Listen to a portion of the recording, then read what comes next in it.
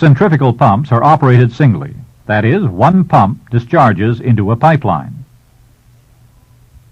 But in some circumstances, series operation is desirable.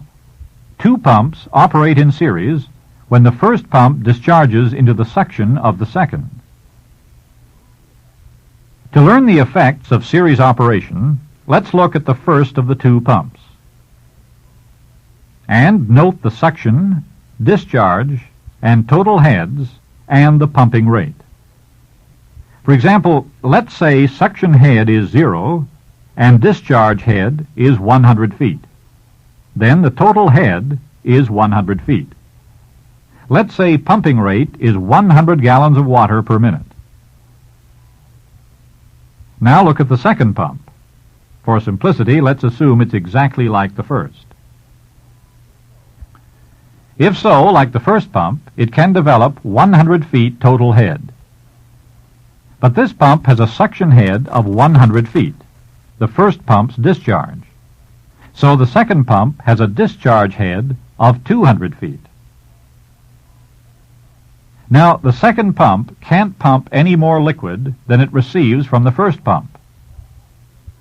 But it pumps at a greater head, a higher discharge pressure. Operating pumps in series can be useful when the head required is greater than either pump can develop alone. But an increase in volume is not required. Because both pumps in series must pump at the same rate, they should have about the same capacity ratings. Otherwise, one or both pumps may be damaged. The second pump casing must be able to withstand the higher discharge pressure. Pumps have been ruptured when this requirement was overlooked. And of course, the pipeline system the pumps discharge into must be strong enough to stand the higher discharge pressure.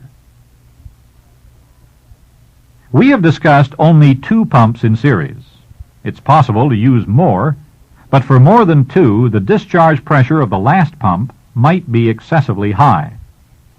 Cross-country pipelines may have many pumps in series, but friction in the long lengths of line prevents excessive pressure buildup.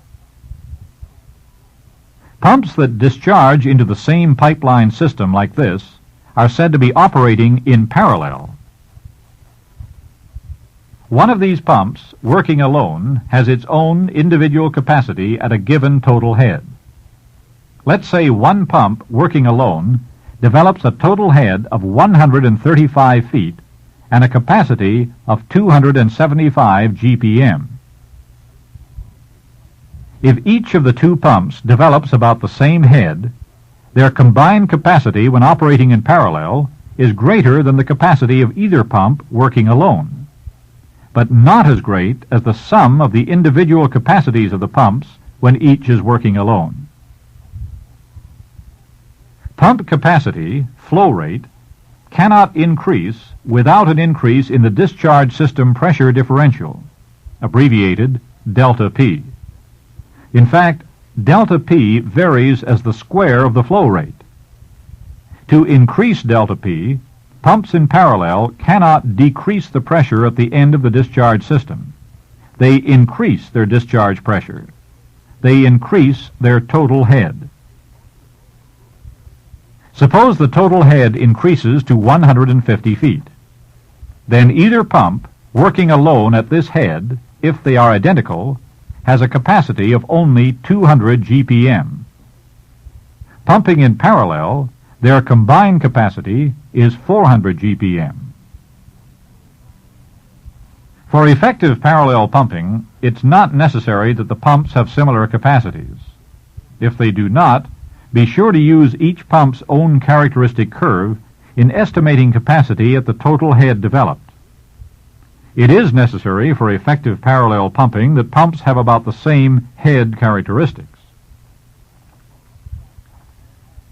If one pump develops a high discharge pressure and the other a low discharge pressure, the second pump cannot discharge into the system.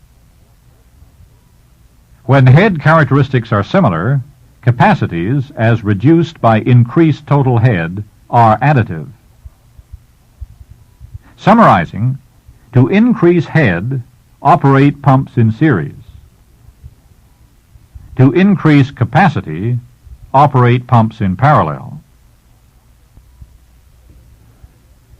Now turn to workbook number 2 and complete exercise 14.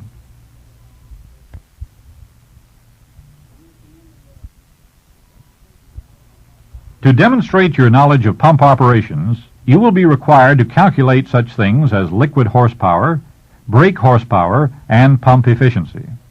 If you are given the conditions under which a pump is operating, you can calculate the liquid horsepower put out by the pump. For example, a centrifugal pump is pumping water at a rate of 100 gallons per minute and with a total head of 200 feet. What is the liquid horsepower?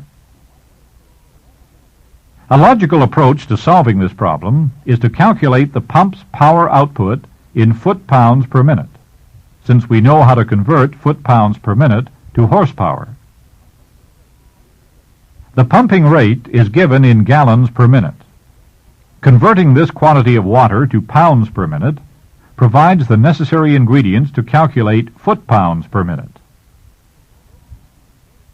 To convert to pounds per minute, multiply the number of gallons of water by its density, 8.33 pounds per gallon. The result is 833 pounds per minute. Next, calculate the power produced in foot-pounds per minute. The pump is lifting 833 pounds of water, the equivalent of 200 feet every minute. 833 pounds per minute times 200 feet equals 166,600 foot-pounds per minute. The final step is to divide the foot-pounds of work being done per minute by the number of foot-pounds per minute per horsepower. The liquid horsepower for the pump is 5.05. The power input, brake horsepower, must be greater than 5.05 to produce 5.05 liquid horsepower. How much greater depends upon the pump efficiency. Rearranging the formula and solving for brake horsepower equals 5.05 horsepower divided by efficiency. If the pump efficiency is 70%, we substitute 0.70 in the formula and then calculate the brake horsepower to be 7.2. Therefore, we see that the motor must produce 7.2 brake horsepower to produce 5.05 liquid horsepower in a pump with 70% efficiency. Now turn to workbook number 2 and complete exercise 15.